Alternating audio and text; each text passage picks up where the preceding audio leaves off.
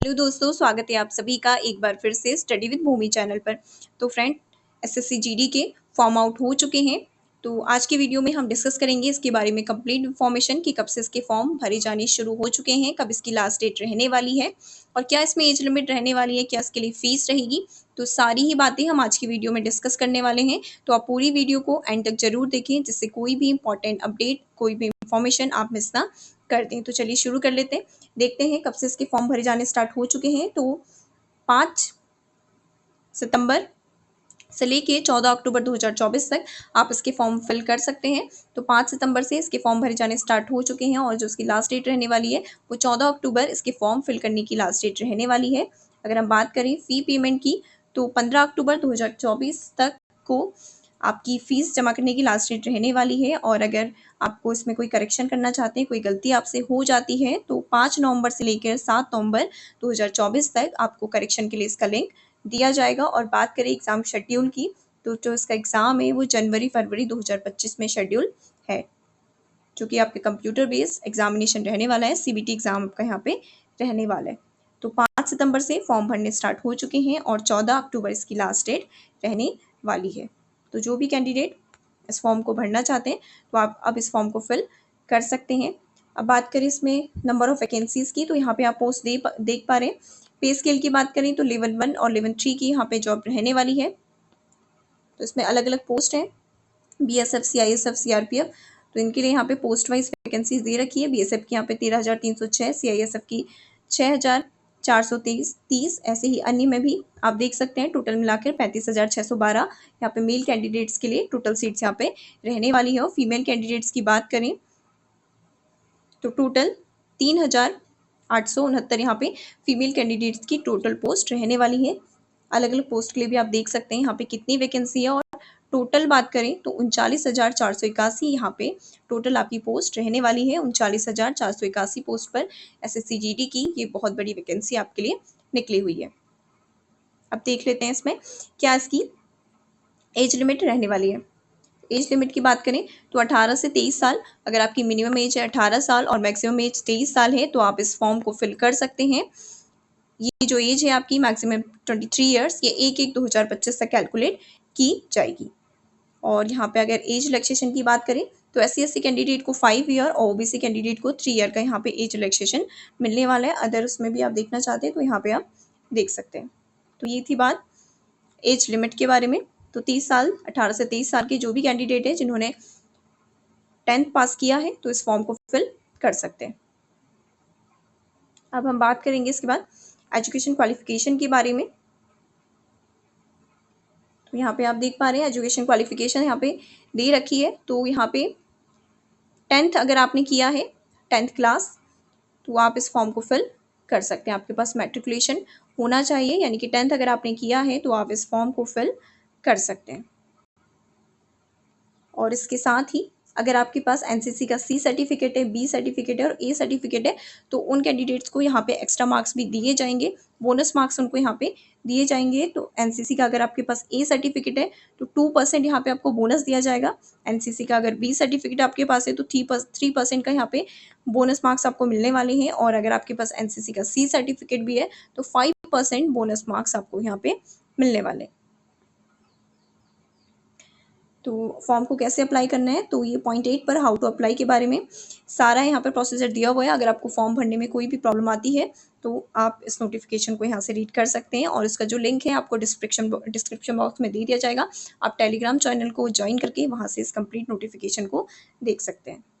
अब बात करें एप्लीकेशन फ़ी के बारे में, तो कितनी इसमें फ़ीस रहने वाली है, तो 100 रुपये यहाँ पे फ़ीस रहने वाली है। इसके साथ ही अगर आप वुमेन कैंडिडेट्स हैं, SC/ST से अगर आप आते हैं और एक्स सर्विसमैन हैं, तो यहाँ पर आपके लिए कोई फ़ीस नहीं रखी गई है। तो फ़ी केवल अनरिज़र्व के लिए यहाँ पे 100 रुपये फ़ीस रखी गई है। वुमेन्स के लिए कोई फ़ीस नहीं है। इसके अलावा SC/ST जो कैंडिडेट्स हैं उनके लिए भी यहाँ पे कोई फ़ीस नहीं है। फ़ीस जो है वो केवल ऑनलाइन मीडियम से ही यहाँ पे पे की जाएगी, जिसकी लास्ट डेट आपकी 15 अक्टूबर 2024 रहने वाली है। अब देख लेते हैं एग्ज़ाम सेंटर, कहाँ आपके एग्ज़ाम सेंटर रहने वाले हैं। तो यहाँ पर आप देख पा रहे हैं exam centre and centre code यहाँ पे दिए हुए हैं। तो आप जिस भी सेंटर को फिल करना चाहते हैं तो आप यहाँ से अपना सेंटर चूज़ कर सकते हैं और उस सेंटर को आप अपने फॉर्म में फिल कर सकते हैं। तो ये सेंटर्स की लिस्ट है, आप यहाँ से देख सकते हैं। इसके बाद बात करें एग्जाम के पैटर्न की, क्या इसमें एग्जाम पैटर्न रहने वाला है, क्या इसमें सिलेबस रहेगा। तो सीबीटी यहाँ पे टेस्ट होने वाला है, कंप्यूटर बेस्ड एग्जामिनेशन यहाँ पे होगा।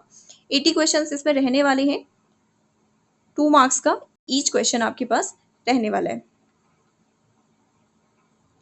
टोटल बात करें तो 160 मार्क्स का आपका टोटल ये पेपर रहने वाला है, जिसमें हम देख रहे हैं यहाँ पे जनरल इंटेलिजेंस और रीजनिंग के यहाँ पे 20 क्वेश्चन रहने वाले हैं, क्योंकि 2 मार्क्स का एक क्वेश्चन है तो मैक्सिमम 40 मार्क्स का ये क्वेश्चन पोर्शन रहने वाला है आपका। और जनरल नॉलेज और जनरल अवेयरनेस की बात करें तो उसके भी 20 क्वेश्चन रहेंगे, एलिमेंट्री मैथमेटिक्स के भी 20 क्वेश्चन रहेंगे, और हिंदी या इंग्लिश इसमें से जो भी आप चूज करना चाहते हैं, जिसके भी आप जो भी आप चूज करेंगे उसके भी यहाँ पे 20 क्वेश्चन रहने वाले हैं। और ये चारों ही जो आपके पार्ट हैं, इनमें जो मैक्सिमम मार्क्स हैं 40 मार्क्स के आपके ये होंगे, क्योंकि पर जो क्वेश्चन है वो 2 मार्क्स का है।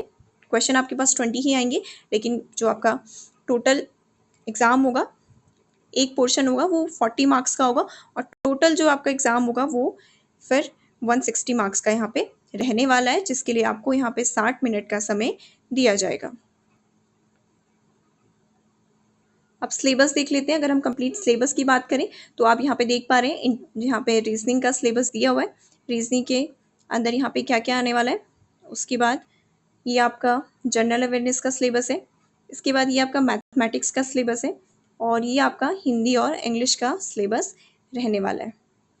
उसके बाद बात करें हम इसमें फिजिकल टेस्ट की, कि क्या इसका जो फिजिकल स्टैंडर्ड इसमें रहने वाले हैं। तो यहाँ पर आप देख पा रहे हैं फिजिकल टेस्ट में मेल कैंडिडेट्स जो हैं उनके लिए 5 किलोमीटर इन 24 मिनट्स रेस रहने वाली है यहाँ पे।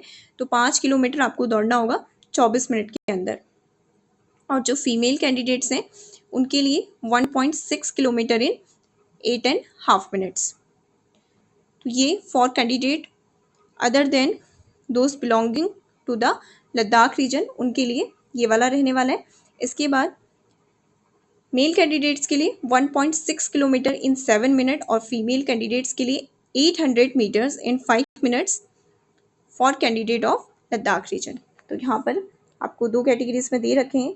जो लद्दाख रीजन वाली कैटेगरी से बिलोंग नहीं करते हैं उनके लिए 5 किलोमीटर 24 मिनट में उन्हें दौड़ना होगा, और जो कैंडिडेट लद्दाख रीजन से हैं उनके लिए यहाँ पे 1.6 किलोमीटर 7 मिनट में दौड़ना होगा, और फीमेल कैंडिडेट्स के लिए 800 मीटर्स 5 मिनट में यहाँ पे दौड़ना होगा।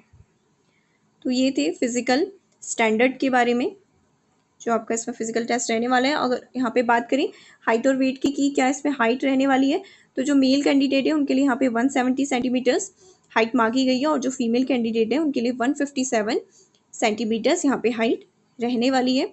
और हाइट में किन लोगों को रिलैक्सेशन मिलने वाला है, और उसके बाद फिर क्या आपकी हाइट यहाँ पे मांगी गई है। जो भी कैंडिडेट शेड्यूल टाइप से आते हैं उनके लिए मेल कैंडिडेट्स में 162 सेंटीमीटर और फीमेल कैंडिडेट में 150 सेंटीमीटर यहाँ पे हाइट रहने वाली है। उसके बाद schedule tribe candidate of north eastern state से जो आते हैं उनके लिए 157 सेंटीमीटर मेल के लिए, और फीमेल के लिए 147 centimetre. All schedule tribe candidate of left wing extremism affected district इस इधर से जो आते हैं उनके लिए 160 हाइट, और फीमेल्स में 147। ऐसे ही और कैटेगरी में भी आप चेक कर सकते हैं। आप जिस भी कैटेगरी से आते हैं, अगर आपको हाइट में आप छूट चाहते हैं तो आप यहाँ पे चेक कर सकते हैं, और उसके अकॉर्डिंग आप हाइट में छूट को ले सकते हैं। और जैसे यहाँ पे दिया हुआ जो नॉर्थ ईस्टर्न से आते हैं, अरुणाचल प्रदेश है, मणिपुर से है, उनके लिए भी मेल कैंडिडेट्स में 162 और फीमेल में 152 यहाँ पे हाइट मांगी गई है। और अगर हम नॉर्मल बात करें जिसमें कोई भी रिलैक्सेशन नहीं है, तो उसमें मेल कैंडिडेट के लिए 170 सेंटीमीटर और फीमेल कैंडिडेट के लिए 157 सेंटीमीटर यहाँ पे हाइट रहने वाली है।